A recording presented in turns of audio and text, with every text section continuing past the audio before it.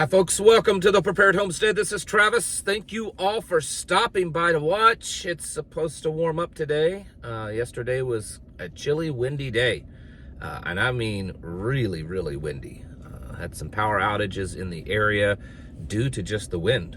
You know, knocking power lines down, tree limbs falling, that kind of stuff.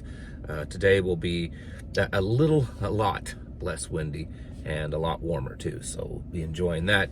Yesterday's video I said that a lot of people, a lot of people are seeming to want war and conflict right now, and that's just kind of continuing on. It seems to be the new theme.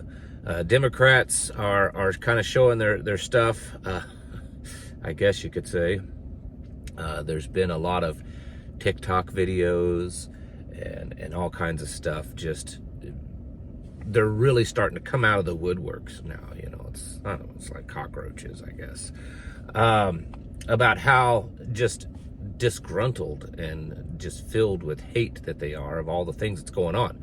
A lot of their little pet projects and programs are being canceled. So that's going on. Something that surprisingly I thought, maybe not, I don't know. This isn't getting much airtime. I just stumbled across it and thought I'd mention it. First off is, I guess, a little history and lesson, or just lesson of whatever. Many people don't know this, that Canada, while it is technically considered a independent state, an independent government, it once was part of the British Empire. It is still considered under the realm of the King of England. And the King of England, who is now Charles, and back when it was Queen Elizabeth, but the King of England is also considered the King of Canada, and that's actually his title. So when there's, the King or the Queen of England, they also they have multiple titles, this, and one of their titles is that they're the King of Canada. And that is still part of the kingly realm. There's a lot of countries that are independent that are technically still part of his realm. So anyways, I bring this up because Trump has been, and even just recently in the State of the Union and other things, that he has kind of reiterated that Canada becomes part of the United States, the 51st state. He's referring to Justin Trudeau as the governor of Canada, all this kind of stuff. Well, anyways, the reason why I'm saying this is that the King of England was doing, some official inspection of a new naval ship for England, for the United Kingdom. And he showed up in his King of Canada uniform. This is actually a quite rare thing from what I was looking at. It doesn't happen that often. Now, here's a picture. It's a military style uniform, but that is considered the King of Canada uniform. So when he puts that on, he is expressing that he is also over Canada. And he wasn't in Canada. This wasn't a Canadian event. So to me and many others, it's like he's trying to send the message that, hey, that's still mine. That's still mine. So that's being sent. Trump said the other day about Greenland, which is another area that he's, wanting to take over, that we will have it one way or the other. The Prime Minister of Greenland has repeatedly said that Greenland is not for sale. Greenland does not want to be part of the United States and will not be. But Donald Trump keeps continuing on that. So, and with that one, with Greenland, he kind of sort of indicated that use of force might be included in trying to take Greenland. So there's that kind of stuff.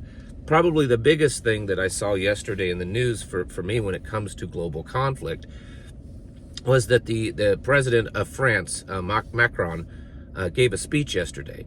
And it really wasn't just a speech to French people. It was a speech to all of Europe. In fact, it is said that it was broadcast over most all of Europe.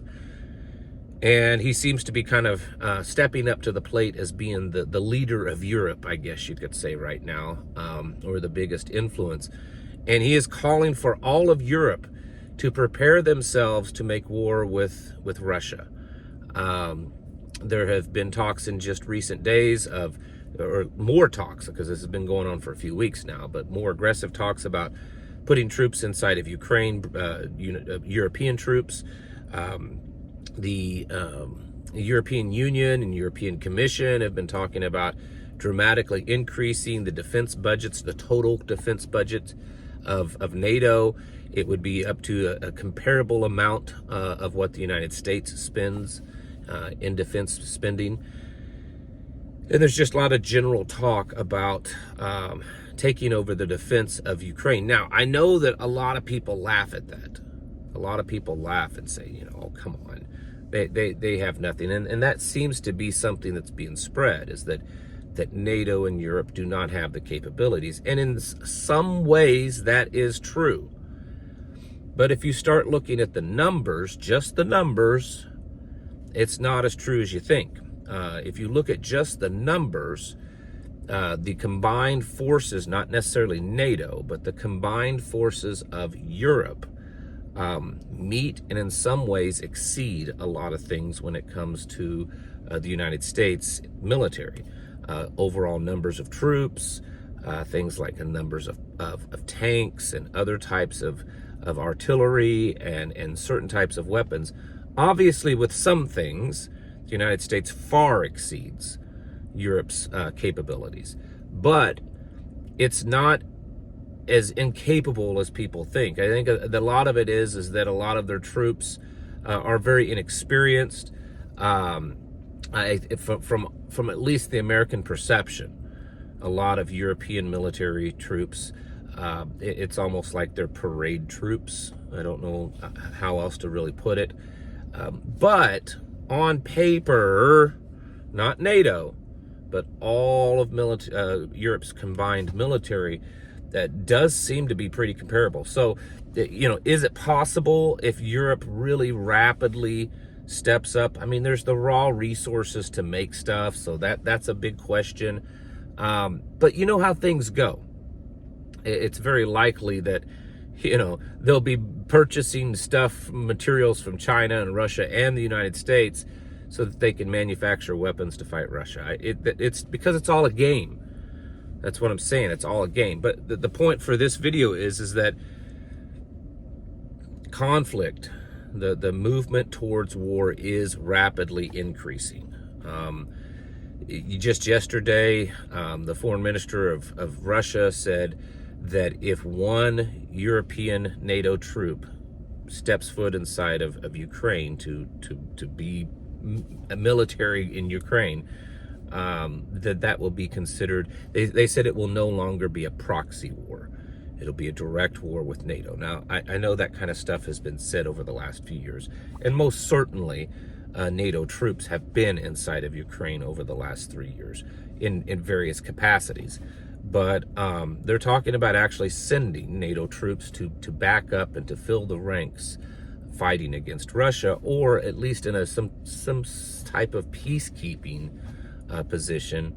But the fact is that we're getting really close. And I think that, what I've said for the last several days is that these actions, and I'm sure they're not just coincidental. I'm quite confident that it's all being planned out and being done, part of their plan, their purpose. But this kind of isolating Europe with the president kind of buddying up with Russia and turning his back on Ukraine, it's putting Europe in an isolated, desperate position, which could definitely cause them to react out of desperation, which I'm sure is planned, but still, because it seems like the relationship between the United States and Ukraine is just dramatically getting worse. It was in the news this morning that the president is revoking visas, or revoking the refugee status, that's what it is, of about 250,000 Ukrainian people that has come over since the war started over there. They were allowed to come over, and he's revoking that, I guess sending them back. So apparently, there's a whole lot of recruits there that Zelensky could round up. But these things are moving quite rapidly, and I think, I'm not an expert in this area, but I think that the markets are starting to really react to it. If you start to look at them, it's not a huge nosedive, but if you start to watch what's going on, whether it be, you know, commodities, gold, silver, crypto, and then actual stock market, they're all very unstable right now. In fact, the VIX, the volatility index, has just shot up.